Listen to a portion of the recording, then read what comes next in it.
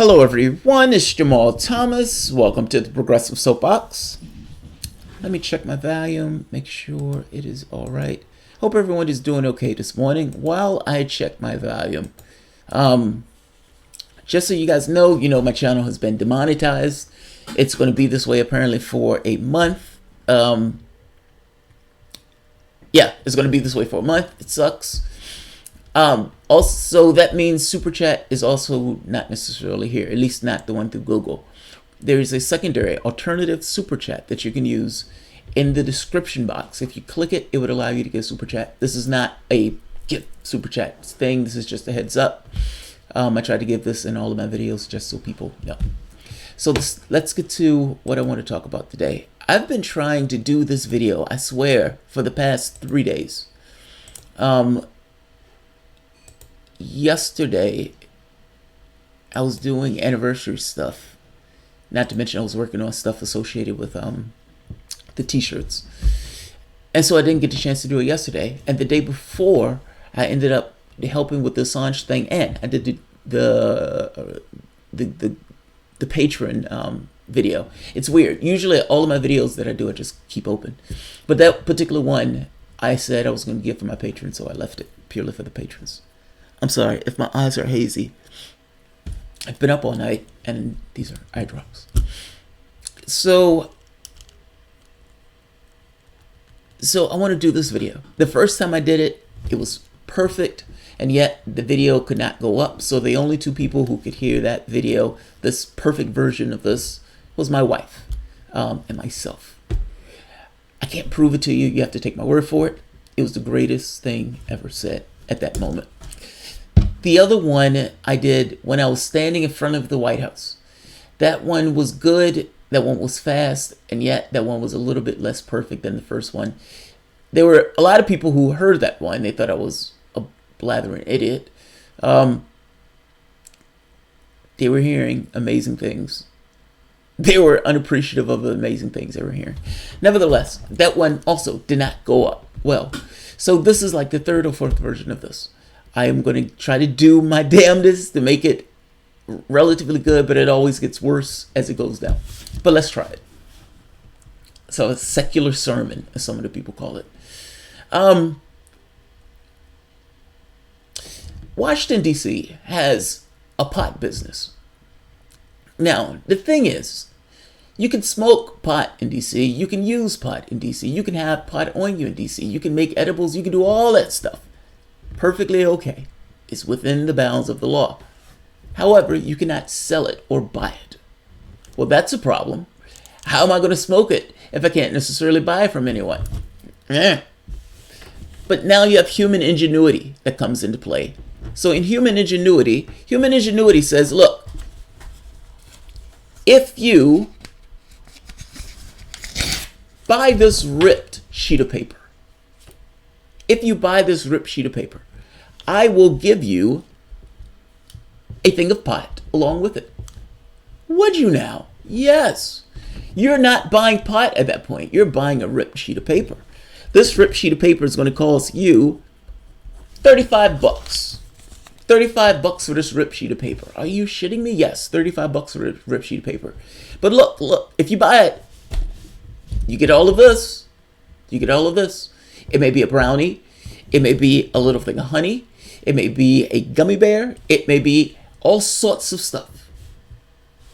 Only thing you have to do is buy this ripped sheet of paper. I will give it to you. You don't have to take it, but I'll give it to you. Hey, fine. I'll take your ripped sheet of paper, sir. And I'll take this pot. I don't want this pot, but I'll take this pot. And I'll walk out here with this pot, with this ripped sheet of paper for $35. Now, the thing is, you go into one of these places, and it is beautiful. It is heavenly. All of these people, they're so happy. It reminds me of a Bernie Sanders rally. All of them so happy. And all of this pot, wall to wall to wall, all over the place. None of it being sold, mind you. It is being given freely after the person purchases a lollipop, a strip of paper, a luft of air, whatever else. It's magnificent. They will even give you free hits because, after all, it's free to smoke, free to give away. This is what takes place in DC. Human ingenuity. It's fucking amazing. I love it. Now, the catch to this is, I think pot should be legal, so I'm okay with this. I love this. This is a great thing. This is one of those quirks of fudgery in the law that people have kind of gone around and used for their ends. At some point, marijuana will be legal in this country. Marijuana should have always been legal in this country. It should be legal in this country right now. And the people who are in prison for anything associated with pot are political prisoners. Ultimately, they used that in order to attack blacks and hippies during the Nixon era. The guy came out and said it himself, who worked for Nixon during the time they were crafting that policy. But besides the point, I don't want to go too far off in a tangent. That fudgery in the law is amazing. But we also have a certain fudgery in similar vein in politics. Now, whether you're to the left or to the right, I want you for the moment shed your political identities and exist in this moment of pure love and joy, that without politics. You don't hate lefties, you don't hate anybody. Just see everybody as human beings, to the degree that you can see people as human beings. Our political space has a similar, let's say, you could say, quirk as what takes place in the marijuana dens or at the places where you can go and buy pot in DC. Ultimately, a corporation cannot come out and say, I am going to buy a politician. That's frowned upon. We don't like that. That's why we have certain campaign finance laws. I don't want this corporation given a portion of its magnificent amounts of wealth into a politician, because if you buy that person, you may pull that politician in a direction that is antithetical to what the public needs. Meaning, you don't want a situation where a small section of the populace with massive amounts of income get policy made purely for them, especially if the population doesn't want that policy. A politician's job is to represent, let's say, the population itself. What is in the best interest of the population? What is the best interest of the country? That's the schoolboy philosophical version of this idea of politics. But is that what takes place as politics? Can we shed this illusion that politics is done purely from the standpoint of the population? Politics is not done from the standpoint of the population. You have two parties that are captured by corporate interests. That's what you have. And I defy you to say otherwise. And I get sick of people acting as if this thing that we have in this country, this theater, is in some degree or any degree democracy. It's not democracy. It's antithetical to democracy. And this is kind of the fudgery that I'm kind of getting at here.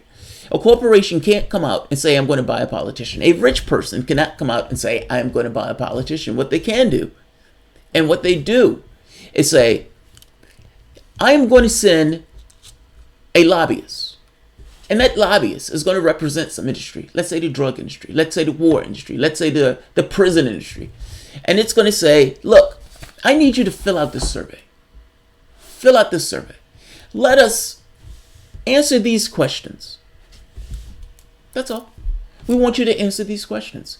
Now, the politician, who's the thinking, rational human being, who knows he needs money in order to get elected, and knows in his head, as he's filling this survey out, that 90-something%, meaning the candidate who has the most money, I think wins like 90-something% in the House of Representatives and Senate seats. He knows it. He needs money. He needs money. What is he going to do when he fills this out? He knows there's certain questions that are in that document that he's writing up, that the lobbyist had gave him when he's talking to that lobbyist. He knows it when he fills it out, that it's going to be something that is going to make them more likely to give him money or less likely to give him money. At no point did they say they're going to buy him.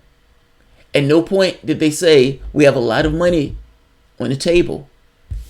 But that survey, for all intents and purposes, is a bag of money that is being given to the politician, depending upon what he writes up in that sheet. When these politicians spend 70-something% of their time calling and begging, groveling for cash and wealth from people with means, what do you think that does? Who are the people in the room with them when they're formulating their ideas, when they're thinking about the world, knowing that they need to run in another few years and that they need to make sure that their wallet is properly fattened? I'm getting at a point.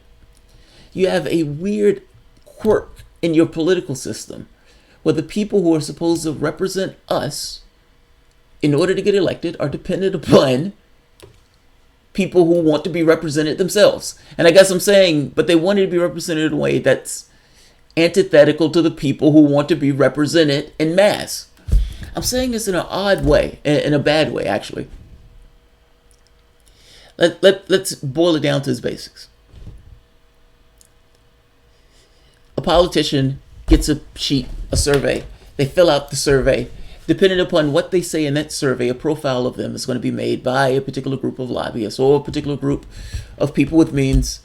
And that politician is either going to get backing from them or not get backing from them based on the things that they said in that sheet. Now, that's something that takes place in the shadows. Who knows what takes place? Who knows what they say on those sheets? But what they get out and say to the public is going to be something different because they need those votes. Well, you have a problem. What the public needs may be different and is likely going to be different than what the corporate interests that particular politician wants to get money from wants. You have a fudge in this case. The politician is being bought in this situation. All the incentives in this process goes to, I need to lean towards this corporation. The survey, to some degree, is encouraging me on certain platform ideas that I may need to take on if I want to make that end, if I want to make that cash. He's being bought. This process is lined with cash. He's being bought. If you have a politician that's in a political game where he needs to maximize his profit, he needs to make as much money as he possibly can make because he believes that's the way he's going to get elected, he's going to lean towards people who are giving him the money. It's that simple, especially if you have a disengaged population. Same fudgery that takes place in those DC pothouses is a very similar fudgery that's taking place in your political system. Corporations and people with means cannot necessarily come out and buy the politician, but that politician knows what they want. And he knows that if he wants to get money from those particular organizations, he's going to have to lean a particular way. Whether you're to the left or to the right, certainly you don't like this particular process. Like people, real human beings, not hacks, real human beings, just regular. I bumped into this guy at a fish market. Human beings. Certainly you realize that these people are bought and they're not representing your interests. That politician, in order to get elected, is supposed to get your vote. And getting your vote means that you, to some degree, believe that something that he's going to do is going to represent you. Let's take healthcare, for example. Let's take what took place in Hawaii, where it was actually released. The survey that the politician filled out. The survey writes, or the politician fills out certain items on the survey that makes himself seem awesome to the healthcare lobby. But the thing that's awesome to the healthcare lobby runs roughshod on what the public wants. You can see that the healthcare lobby does not necessarily want single payer because single payer diminishes their profits. By the same token, single payer cuts your bills lesser or makes your bills lower and makes sure everyone else is covered. It is a positive for your society. Not necessarily, however, for them. The politician tells the healthcare lobby one thing. He goes out and tells his voters something else. He needs the cash, so he leans in the direction of the cash. He also needs your votes, so he lies to you in order to get your vote. These people are bought. You have a system that's a slush washed in cash. And this is not just in Hawaii. This is all throughout the United States. Can we stop acting like a democracy, that this is the democracy, or that this is a representative government? It is representative, but it's representative of a small few. We back these people like they're football teams. Like there's one side Democrats, one side Republicans, and they cater to these small, isolated interests of these particular groups, never necessarily challenging the system, all of them agreeing for the most part to keep the system the way the system is. 95% of the wealth went to the top 1%. That's the system. So the people who essentially make the bread, keep the lights on, who sweep, who clean, who essentially, I said haberdashers. Yeah, haberdashers. Cops. People who pick up trash. The person who serves you your coffee. The people who essentially make the society go. Who keeps the lights on. Who keeps all of the stuff running around us. All of these people. Us. Shouldn't the majority of the people who keep this stuff going share in the spoils?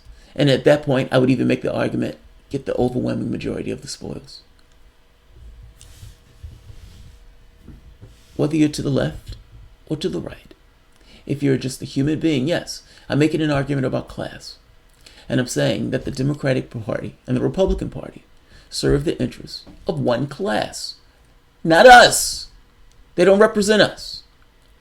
And it's time we stop representing them. And I say that to say that we need to acknowledge that these people are bought. These people are bought. Part of the reason I think that people love the idea that Ocasio-Cortez won as a socialist was because she wasn't bought. Socialist wasn't a bad label in this case. Socialist was a plus. Oh my God, what a breath of fresh air that somebody is running in a race that doesn't have corporate interests. Do you believe that we are a united country? Do you believe that? And I say that to say, do you believe this idea that the interests of somebody like Obama, who's African American, yes, is the same interest as my own? Yes, we're both black, but certainly we have different classes. I'm making the point that what matters more than any of this other stuff is class. And that the Republicans and many Democrats, and I'm saying earnest, good people in this case, not political hacks, but people who essentially look at their world and for the most part have grown up in this cultural idea of these two parties, but are becoming somewhat disenchanted with this because they're realizing these two parties represent something that they don't particularly represent.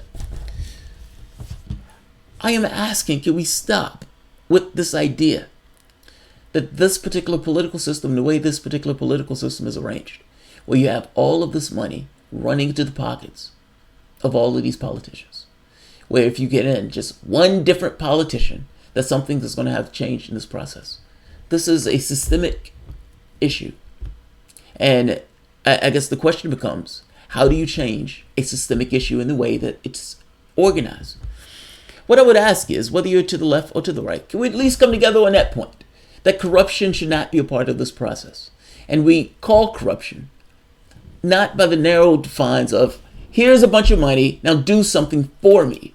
But that we also recognize that the way that we've organized ourselves, where you can have lobbyists, give these loaded surveys where you know goddamn well what they want when they're giving you that survey. I'm saying that our government should be organized by the 99% for the 99%, not at the benefit of the one, and supporting two parties that for all intents and purposes maintain this status quo. This is not an existential struggle where if the Democrats won, the world would be great, and if the Republicans won, the world would be a hellscape. No. They maintain this charade. They've screamed at the top of their lungs about Russia for the last 2 years. Do you think they did that for shits and giggles? They did that because they didn't want to have conversations, real conversations, on things that started to come up like healthcare and jobs and federal jobs guarantee. At the moment where you had the opportunity to make those conversations, especially at the most rapacious moment in history of who they have in those offices, meaning the Republican Party, all throughout the United States, they screamed Russia. They didn't hit it head on because they couldn't hit it head on. The moment they would have said that stuff head on, their backers would have tugged their chains and they would have dragged them away.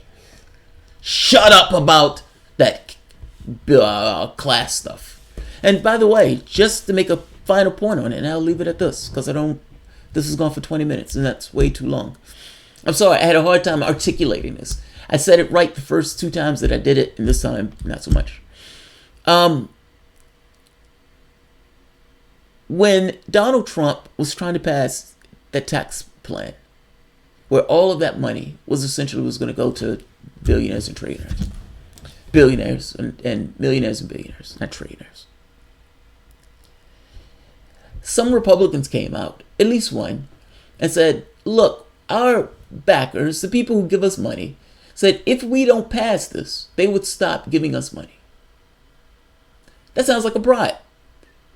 Now, the problem with this is you're saying that a piece of legislation that you're passing is a law over the entirety of the United States, that if you don't do it, you will not get cash. Openly, brazenly saying this. That sounds like a bribe. If that's not a bribe, what is it?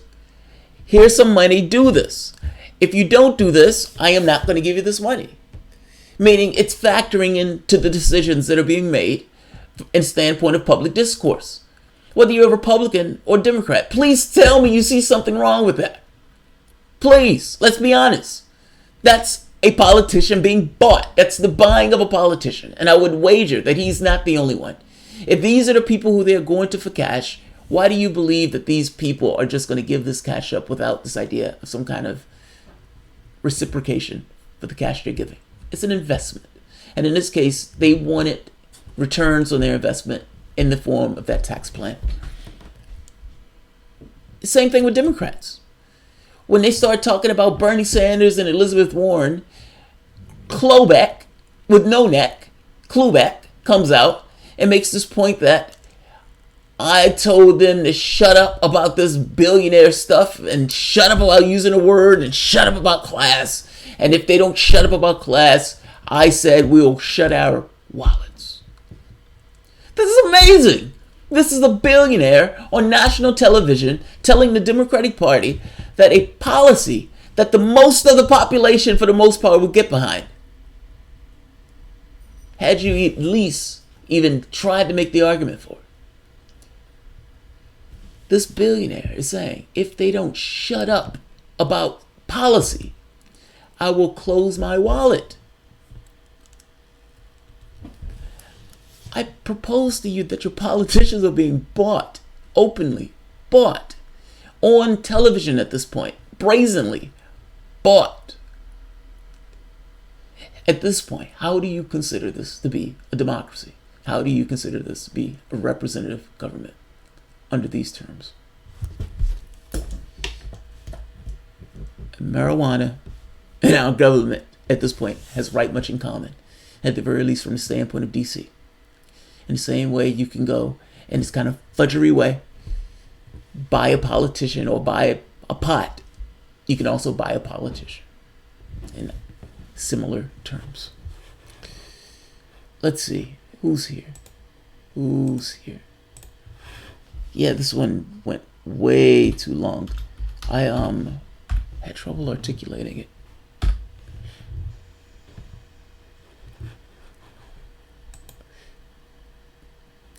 Someone gave a donation. I just wanted to see. Right here.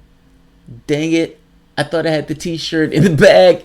I called Deborah Wasserman Schultz and had she the t-shirt primary rig, so there was no way I would have won the t-shirt. I ended up losing the t-shirt to Reality Star Clown. It must have been T-shirt Russia. Oh God, that's hilarious. That's hilarious. I love that.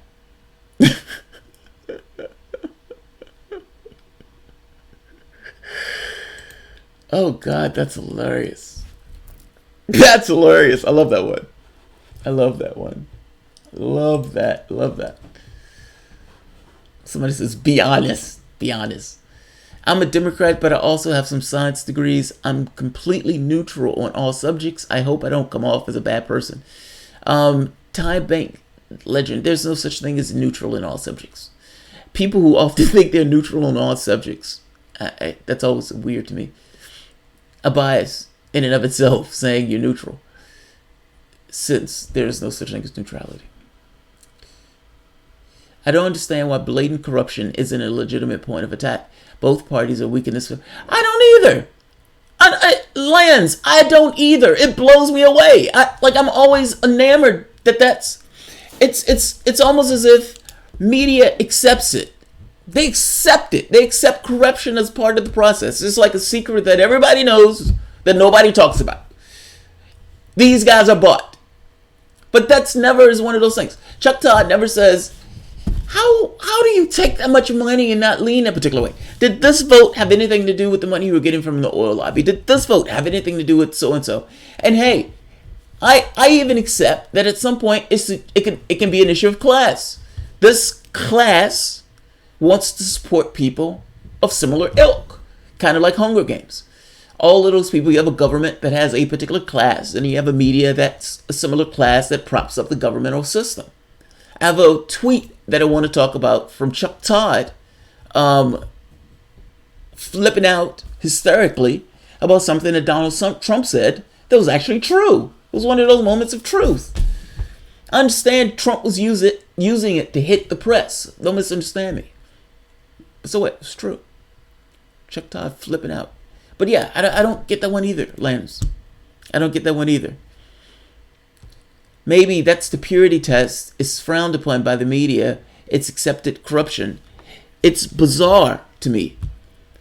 How do you have a democratic process when corruption is rampant and acceptably rampant?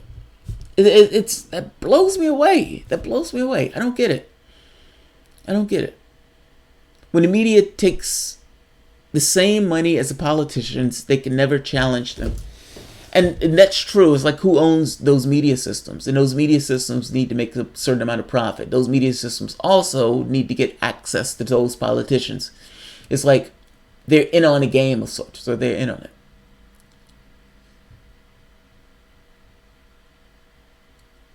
I think there's a case for civil class action suit for the false representation against our elected leaders. I don't know what that means, my man. Some of those buyers likely own some of your media companies. Yeah.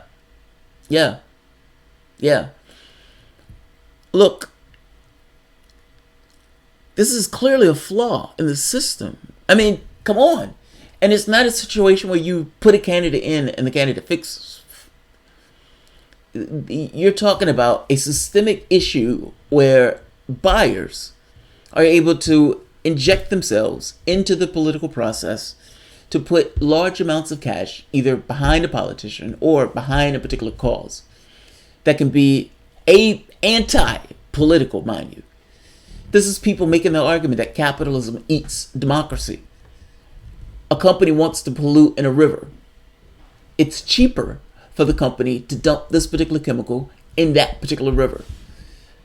The society itself says, oh, we don't like that. We don't like that you're dumping that particular chemical in that particular water because our kids may be playing in that water and we may end up drinking that chemical. Well, here you have a problem. The corporation itself wants to be able to do that. The society doesn't want them to do that. Democratically, the society comes together and passes a law saying, no, you can't do that. A democratic process runs roughshod over what that corporation wanted to do because what that corporation wanted to do was against the interests of that particular society. I'm saying, I'm using this somewhat as a sandbox thing, but this is your society in a nutshell. I mean, you have special interests that wants certain things that are in their interests. The tax code, for example. The tax code wildly favors the rich. Republicans,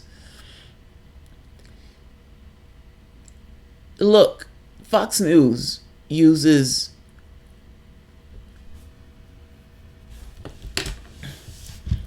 in conversations with whites. God, I hate having racial arguments sometimes because these arguments, it's not even an argument. It's just a point. There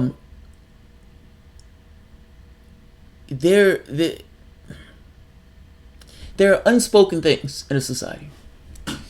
And what I mean by unspoken things, there are currents of thought that are kind of like family relationships on a more societal scale.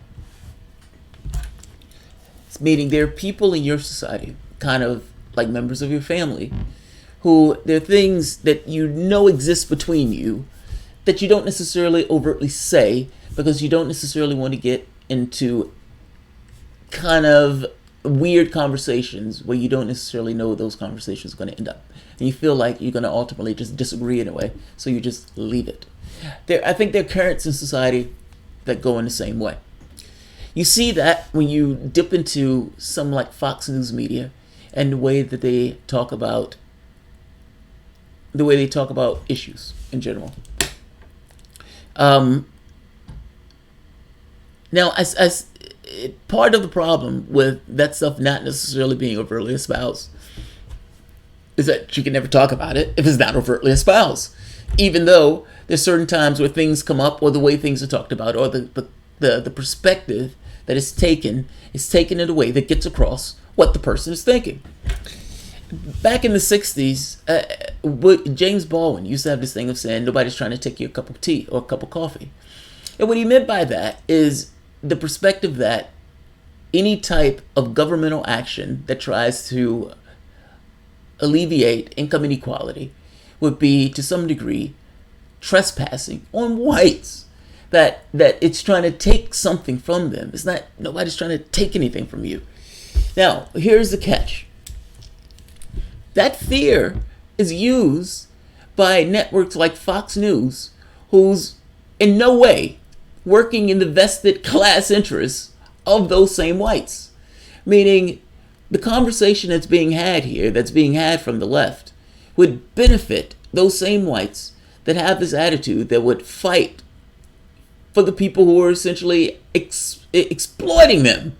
Like, people went after the black guy, Black Man for Bernie, when he went for Trump, and saying that the guy was bought and everything else. And I kind of was making this point that everyone that's in the 99% that vote Republican are just like that Black Man for Bernie guy. They're also being had. Now, mind you, I'm not saying voting for Democrat is going to get you, anywhere close to where you necessarily want to be, but I am making the point that voting for Republican damn sure is not going to. They use that. I mean, they use immigration issues. They use class issues. But the class issue that they use ignores class. And it's kind of phony, Democrats want to raise your taxes. Well, it's not really your taxes. Democrats wants to raise the taxes of the top 1%, yes. And let's not say Democrats. Let's say socialists. Let's go far out there. Let's go to the far left. The far left, yes, wants to raise the taxes on the top 1%. That is true. But that necessarily has nothing to do with the Fox News viewers or the majority of the people who are watching Fox News. The majority of those people won't be affected at all, only from the standpoint of the services that they'll get from doing that. Fox News does this thing of conflating class issues. Ultimately, they're only talking to really a top 1%.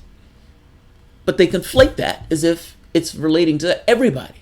So a tax cut or tax hike that's going to affect something like maybe a top 1% gets conflated as if it's attacking all of the people who are their viewers. It's a fucking weird show.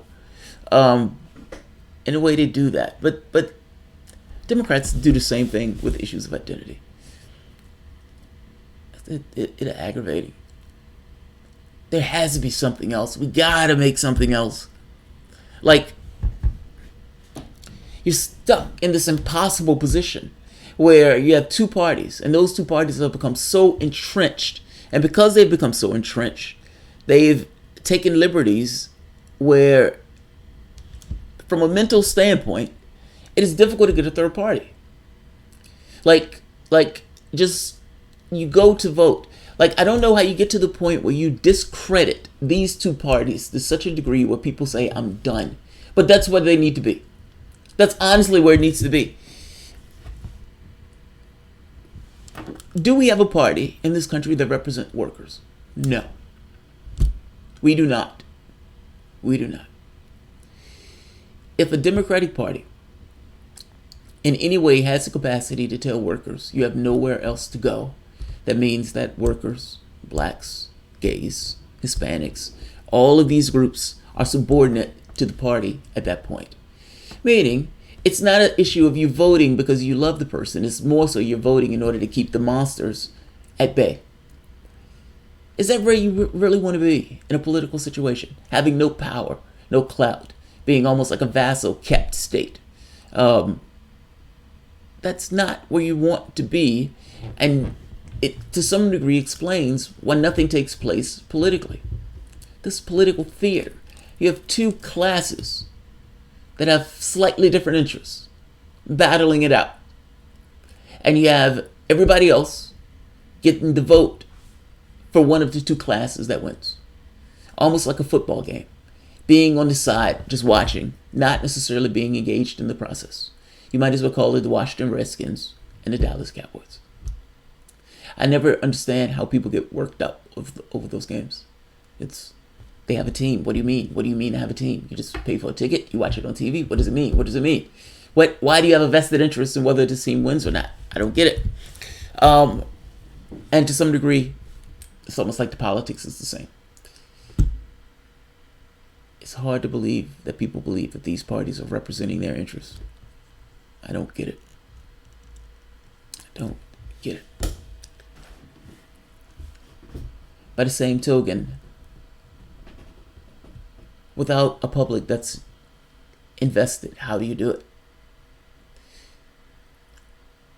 How do you do it? Alright, I'm going to end this. I don't like this video. But I'll leave it up. Yeah, I'll leave it up. The first time, I hate doing videos twice because I do it once. And usually when I do it the first time when it's in my head, it's right. I usually try to start it before I do a video. And I usually get the thread. And once I get the thread, I just kind of go to thread. But the thread gets weaker the longer that thread sits. And unfortunately, it's been like 3 days. Yes, organize your rage before it's too late.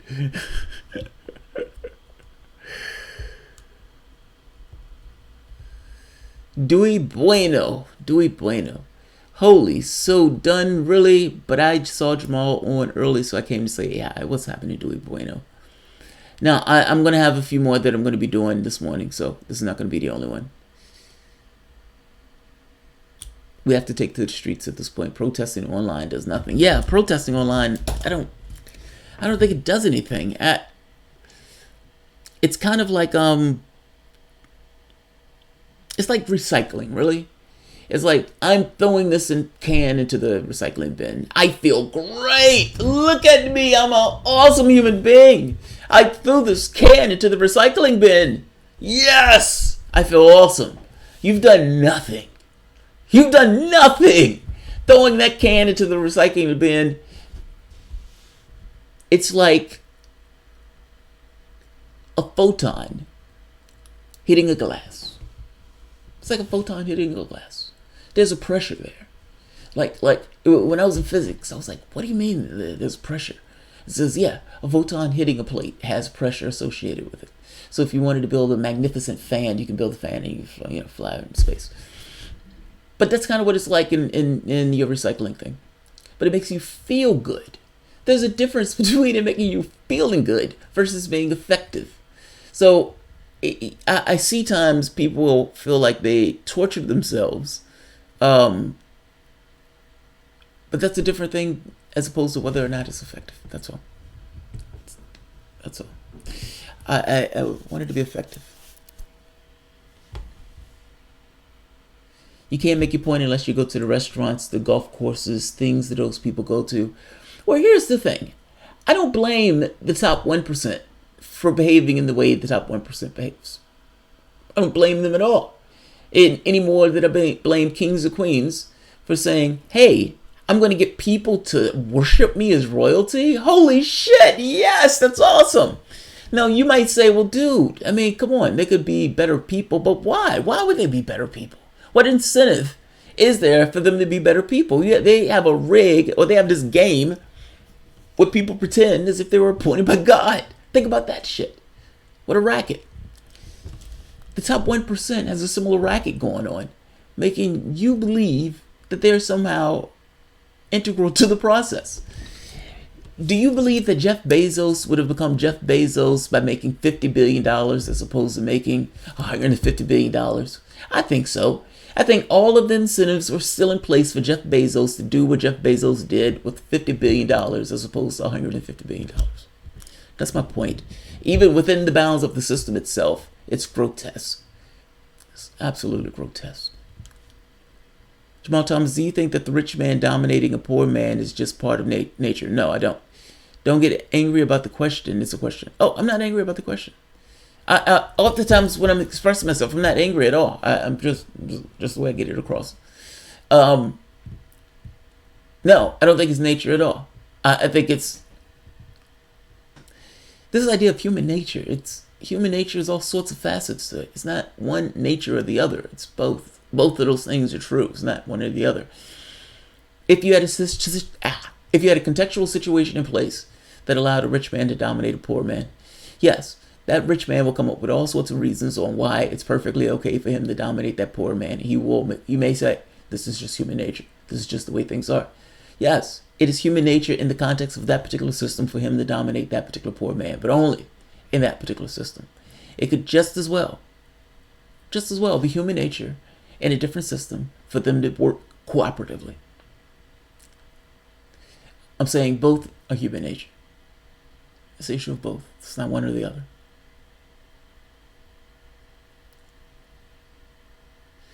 Yo, Jamal Thomas, whether you're conservative, libertarian, or liberal, progressive, the news, politicians are not speaking to them. There's no party left.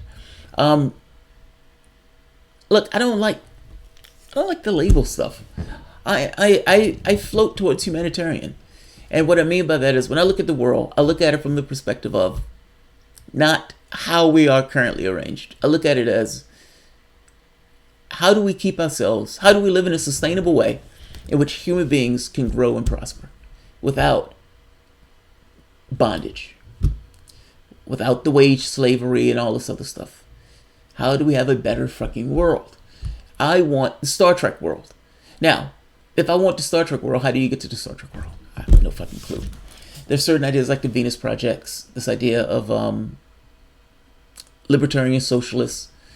What I would say is, I do agree to some degree with many of the methodologies.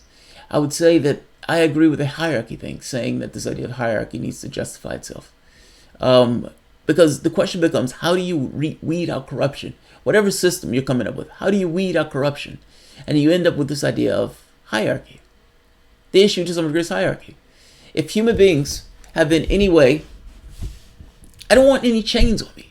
I want to be able to wake up and do what I want to do. I want a technological society. I want technology to be used at the behest of human beings, not as this kind of competitive thing. I'm saying we can have a different world. We can organize our world any way we want to organize our world. It's up to us. The question becomes, how do you organize in a way that maximizes human potential? How do you maximize human potential? I like the Venus Project model, even though I think there are flaws in the Venus Project model. But I don't know. I would imagine there could be flaws in any particular system, and it just kind of grows and evolves. The main question, though, anything else, regardless of how I think the world should look, it's kind of somewhat of a moot point. How do you move into anything? Like in any, like when people say, I want this particular world, how do you get there? How do you get there? And that's always the question for that. Either you accept the system the way it is and you try to move within it, or you try to smash the system and try to do something else. If you're going to move within the system, you're talking about politics. So in that sense, it's what are the things that get you to a better world? And from that standpoint, that's how I look at my political space. I want more freedom. How do I become free, and how do I help other people to be free? And I don't mean free in a bullshit libertarian way of like free capital and all this other stuff. Not freedom for the 1% to do as they will. I am talking about what does freedom mean? And that means you wake up in the morning, you do what you want to do, not because you have to, but because you want to. Do we have the capacity to allow people to be free? Not necessarily to that degree. There's always going to be labor built into the process. But we use labor at this point to enrich a small 1%. You could have gotten rid of poverty 7 times over with the wealth that was created. But we don't use wealth in that way. I think that's so bizarre. The people who do all the work are not the people who benefit from the work that they do. That's a bizarre way of running a society. Now, from inside the society itself, you look at that and things make sense because you look at it from a historical context. If you pull yourself out of that and you look at that, if you're sitting on the moon, that looks weird. Why does 1% get to hold all of the resources in this way? It's bizarre. It's bizarre. What do you value? Why do you value this fictional thing of wealth more so than you value this human being? That guy's living on the street. Jeff Bezos has $150 billion. What the fuck? What the fuck? What the hell? I just got a donation. Somebody sent the donation. I love the Spock thing, man. We don't have 2 corrupt parties. We have one. 50 Shades of Green. 50 Shades of Green. Agreed. I agree with you, 50. I agree with you. I mean, think about it. At this point, they're so close. And people have just given up. It's done. I don't care. I don't care who wins. To some degree, that's a vote. That's a vote. Those people that are so politically disengaged because they don't believe that anything that's doing is going to matter. That's a vote. That should tell you something. Poverty is violence. Poverty is violence. I agree. You know, I realized something that I don't know if I don't know if this is an epiphany. I don't know what it is, but I did realize something. I think it was yesterday, and I think it's to some degree a disconnect between it, and because I don't think it's just a me thing. I think it's a lefty thing. We look at this and say, if we can fix something, let's fix it. Like, if there are people living on the street, I don't like this idea of people living on the street. I think it makes our society worse, not just for the person, because that person is more of a propensity to maybe hit somebody on the head because they don't want to sleep on the street and maybe they need a sandwich. So they hit that person on the head, they take their wallet, they get a sandwich. Well, that person has just committed a crime purely because he needed something to make ends meet. I don't want that person living on the street. So lefties say, let's fix that. Let's not have that. Let's do something to prevent that person from doing that. Okay, how do you fix that? How do you do something about that person doing it? And so then you get into this thing of this idea of governmental action to try to do something to prevent that. Not everybody thinks that way. Clearly, not everybody thinks that way. But this idea of progress, like where are you moving your government towards? What do you want your government to be at some point? And I realize in my head, my thought is, if you have the capacity to fix and get better, you do. I don't think everyone thinks that way. In fact, I don't think the world even works that way. I think it just works that way in my head. And I suspect to some degree that's the disconnect and that's the conflict. I looked at it and think to myself, well, shouldn't government be in the business of fixing problems? Otherwise, what's the point of government? Why are you there?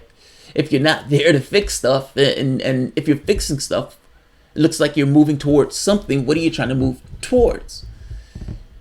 And none of that seems to matter. There are no big ideas. There are no big goals. There are no big anything. It's status quo. We have 95% of the wealth going to the top 1%. The world is good. Let's just keep it the way it is. Fucking A, let's keep this boat rocking. We have 2 parties. Great. Both of those parties are, at this point, corporate owned. Great. Why change? Why do we need to change? Let's just keep it the way it is. Status quo. Let's quibble over the smallest of things. And let's make those really small things seem really big and expansive. And we can just keep this boat rocking. And the public is apparently against that. And the public that is apparently against that push back on that. And in order to push back on the public, which they did, by the way, meaning they're supposed to represent the public, but a problem. The Democratic Party and the Republican Party, at the end of the day, their job is at stake. Because that populist revolt affects their job. Part of their job being, at this point, having this thing of, I get paid money from these people, and I can't take on the policies that you want me to take on because I would lose money from those people if I did.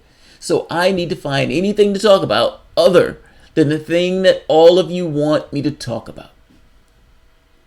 Hey, Russia attacked democracy. Yeah, let's go with that. Russia attacked democracy. Yeah. Until there's nothing to chaos. Mark Benjamin, I've accepted that the system has to thoroughly fail before anything else comes up. That trying to keep it in place is pointless. It's utterly pointless. It's like I push at this not because I think I can change anything. If there's any way to manage stuff going down, or if there's any way to try to, I don't know, break into the fucking public consciousness that you do everything in the society, you should take the gains of what you do. I don't understand why that's a controversial opinion. Ultimately, if you do the work, should you not take the gains from the work that you do? Just saying. Just saying.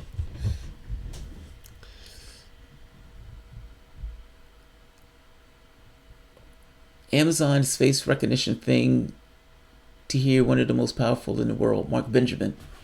And that's the other thing, like the technology that's being used. We have the capacity to get rid of poverty the world over. You realize that? Like I try to put it in those terms, that poverty at this point is a choice. We continuously make a choice to allow people to be homeless. We make a choice to allow people to be dirt poor. We make a choice to allow people to be in massive amounts of debt, to struggle, to go from cradle to grave, being hit over the head with people reaching into their pocket at every particular opportunity, especially when they're at their weakest with cancer or some sort of illness or sickness. We allow this. Why do we allow this as a society? And I ask, like, who do your society represent if this is the way your society operates? Now, I'm sympathetic to people in this. They're raised up in a system. And in being raised up in a system, they get certain cultural norms that they become accustomed to, that they become acclimatized towards. And breaking out of those norms is not the easiest thing in the world for anybody to do. And yet, it is fundamentally required if we're talking about something changing, where people will recognize that it's this Democrat-Republican stuff, the identity stuff, that stuff is being used as a dividing factor. That the issue that's at our disposal is an issue of class. Until that's relevant, that's on the topic for discussion, nothing changes. Nothing changes. All of this hay about immigration and all this other stuff, this stuff is nonsense. We don't have an immigration issue in this country. We have an issue that's being made of whole cloth in order to avoid talking about other issues.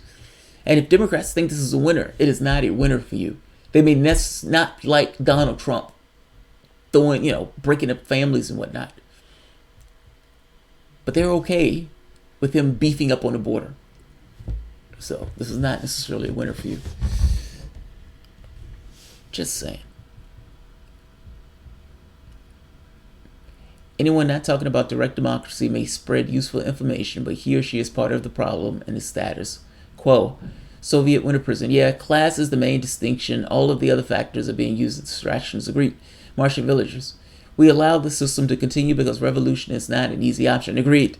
And some people will wait for the perfect solution instead of facing the harsh reality. Marshall, yeah. So I agree with that. I think I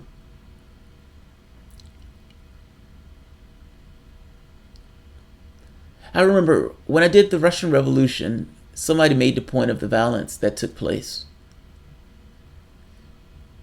missing the point of the violence that was taking place just every day, just in the way of them was going about their affairs. Like, let's not pretend that the Russian Revolution, even though it was a great idea, that this kind of violent uprising, that there was something inherently different about the violent uprising than the other violence that was already taking place. Like, using that to try to ding it is somewhat nonsense. A ding. Also, we celebrate the American Revolution. We wiped out, we literally committed genocide, and we celebrate it. I mean, it's fucking amazing. Like, it's Orwellian in a way that we think about this stuff. We really need to change the way we... That's a moot point. I mean, how we educate our kids. A lot of us, we're brought up into a society thinking of particular ways, and our education system perpetuates the way we're raised. All of the way we organize ourselves, the news, the media, our parents, all of that stuff perpetuates the way we've always gone about our affairs. And the problem with that is, when you have certain flaws in that, it's hard to get rid of the flaws. People don't see them as flaws. They start seeing those things as culture, missing the fact that culture is just this kind of program and this overlay that's on a human being in a particular area. It's not real, per se. It can be changed. But nobody ever thinks about it. Nobody ever looks to change it. If you want to prevent wars, you should acclimate people to other parts of the globe. Meaning, if it's harder for me to kill somebody if I know who that person is. Also, that's not what we do. We do the opposite. We demonize. So Russia becomes this kind of hostile factor. What is going to take place to kids who are growing up in this climate? What are they going to think of Russia? Have we thought of that? They're using this for political folly, but what is going to take place from the standpoint of the people who are coming up behind us? What are they going to think of Russia? What are they going to think of other countries? I'm concerned about that. I think that's a big fucking deal. And they're doing this purely for political effect. Russia attacked democracy. Get the fuck out of here. Get out of here. We're faced with the violence of government daily. Americans and raised in fear. Yeah, they are. I listened to The View the other day, and they were talking about the American Airlines. Yeah, the TSA was talking about getting rid of some of this stuff in country. And they start flipping out like, oh God, the terrorists, but the terrorists are gonna get us, they're gonna get us. And I'm like, these people are fucking lunatics. What do you mean the terrorists are gonna get us? Look, customs, the terrorists are not trying to get you. Like, and I think this is a secondary question of why are the terrorists trying to get you? Meaning, if you're concerned about that, this is the thing that always, like, it annoys me about politics, because the best outcome is always out of reach. And it's always out of reach for the stupidest of ideological reasons. Like, an honest conversation, let's take African Americans in our society for the moment, like meaning blacks, whites, us, the American society.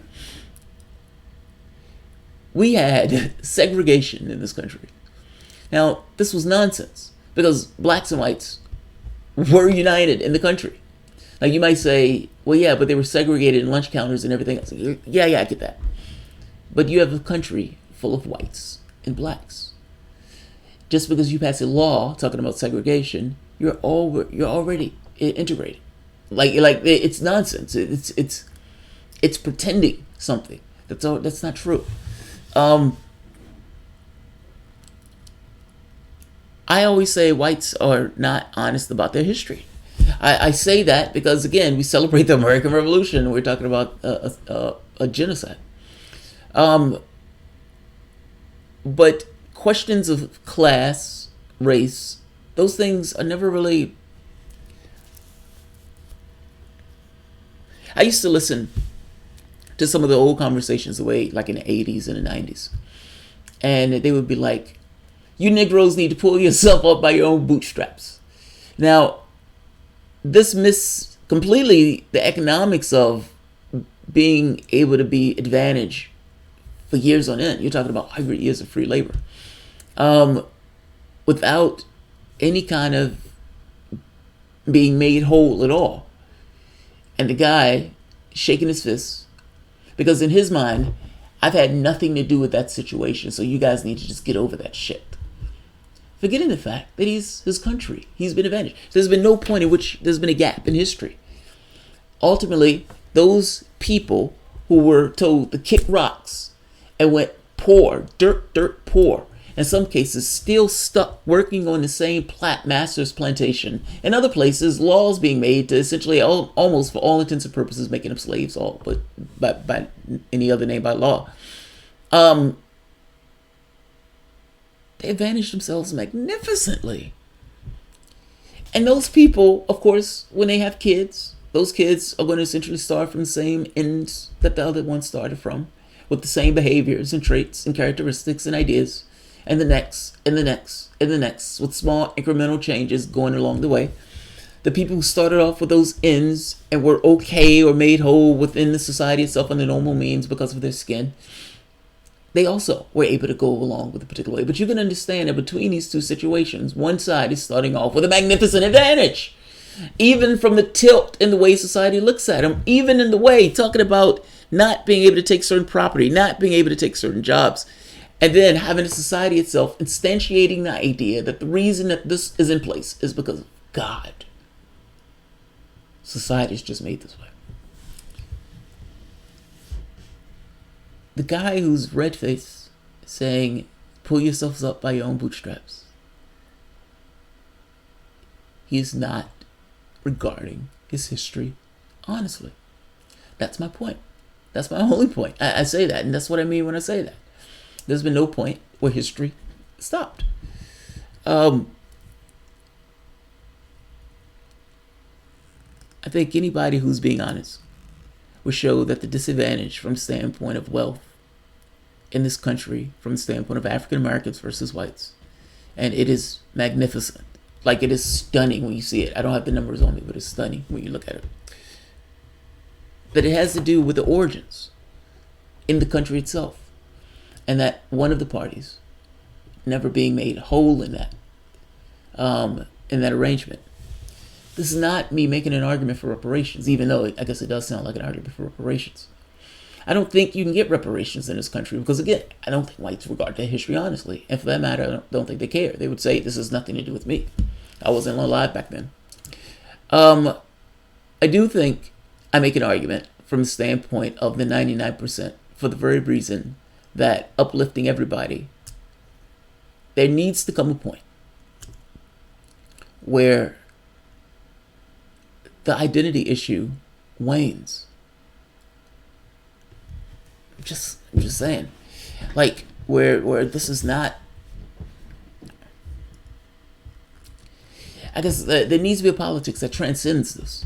Like, it is aggravating to me to have to continuously, like, be in these.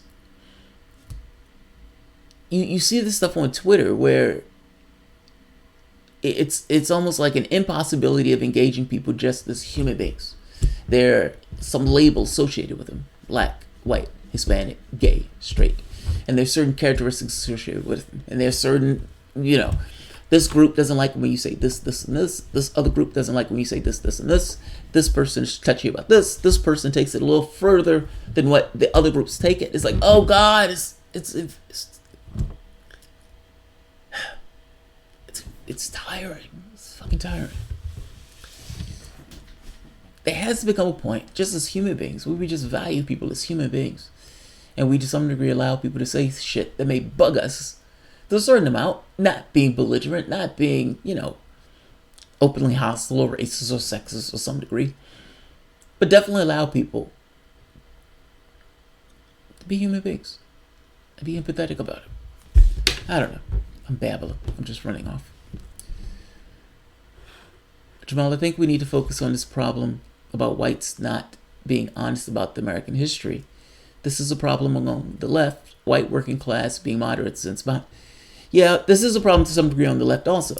I mean, but it's a problem in a different way. Like and this is just my experience. On the right, they ignore it. They pretend it doesn't exist, or that people should have already just. You should be past that by now. You should be past that. You've had all of these social programs that essentially has helped keep this poverty in place.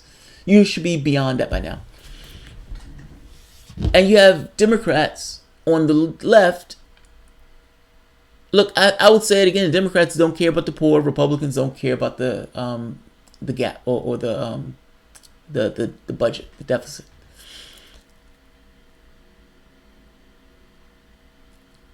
I don't think your society should allow poverty.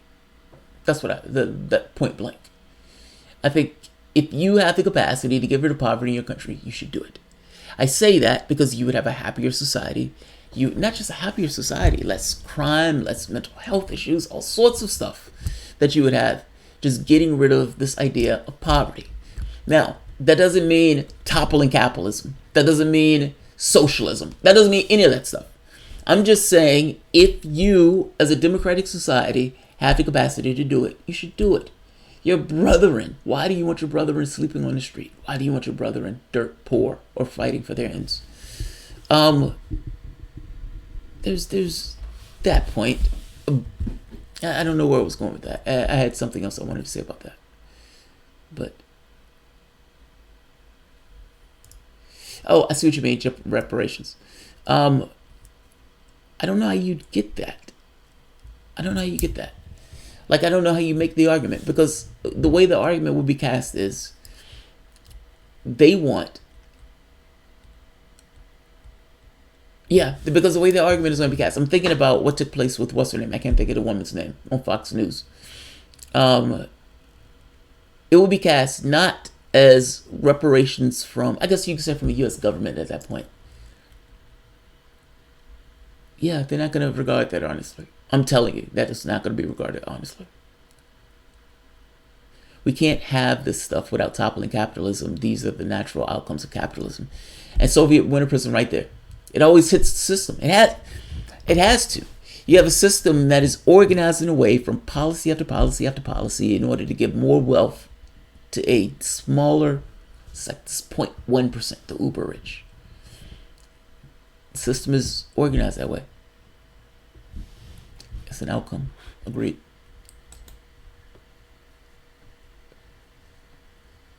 Hi, I'm Jamal, and I'm... Oh, God. Desynchronometranic anon. Oh, jeez Christ. I'm sorry, dude. I can't pronounce that. You're killing me. Hi, I'm Jamal, and I'm dinosynchronometric.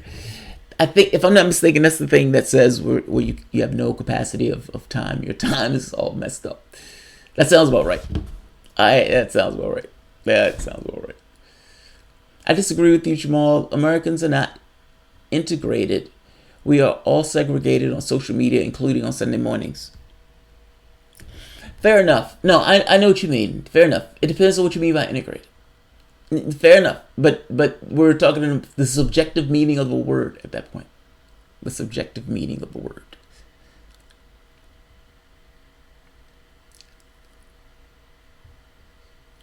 Look, here's the thing. This is the bare bones of it.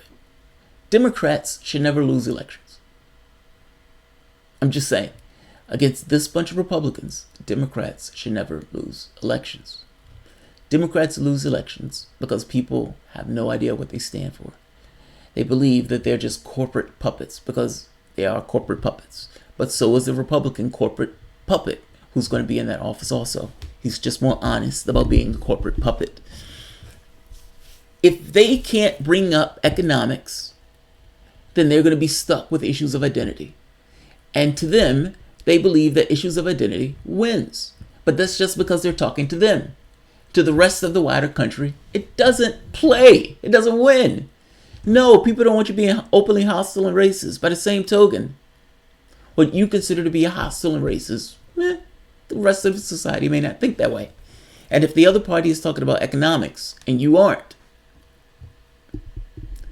especially if you've lost trust,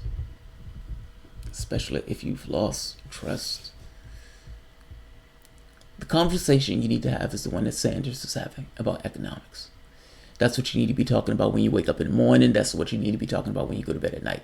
How are you going to put more money in the pocket of the people in the society? Get across the poverty gap or the wealth gap. Get across the amount of poverty. Get across the amount of wealth. That should be what you're talking about constantly, non-stop.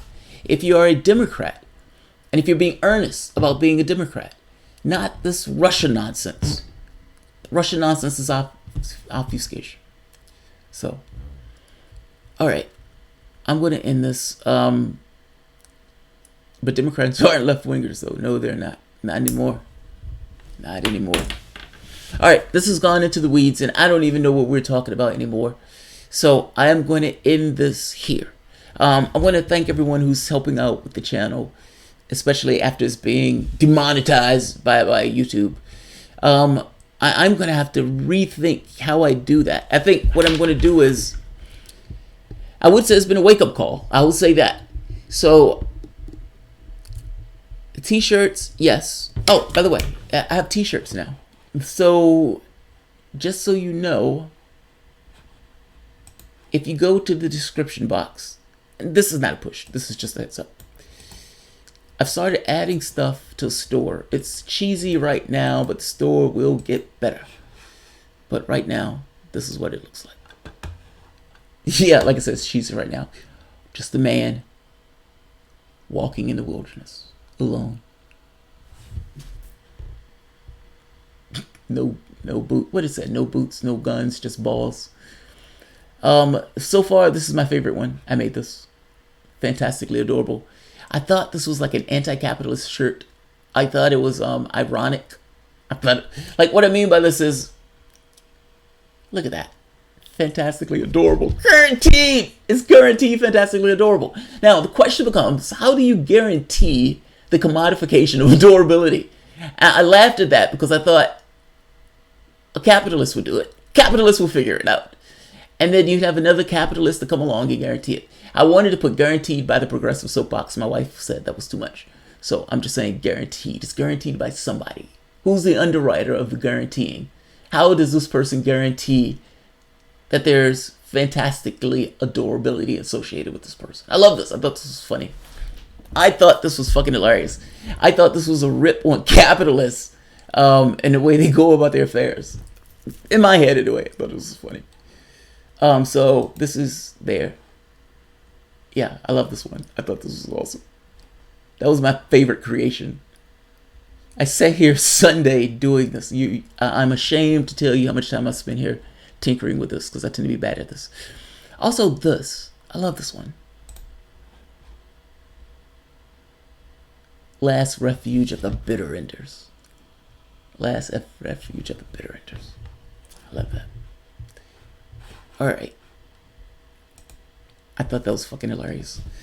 I wanted to use Bernie Sanders, and my wife was like, can you use that image? I was like, what do you mean can I use that image? Is that image somebody else's image? I don't know if that was image someone else's image. I like it when it's ambiguous. Fine. Let's be ambiguous. Did you see Sorry to Bother You? I saw it yesterday, and it was anti-capitalist masterpiece. No, I haven't seen it yet. Don't say anything. I haven't seen it yet. I haven't seen it. All right. I'm going to end this.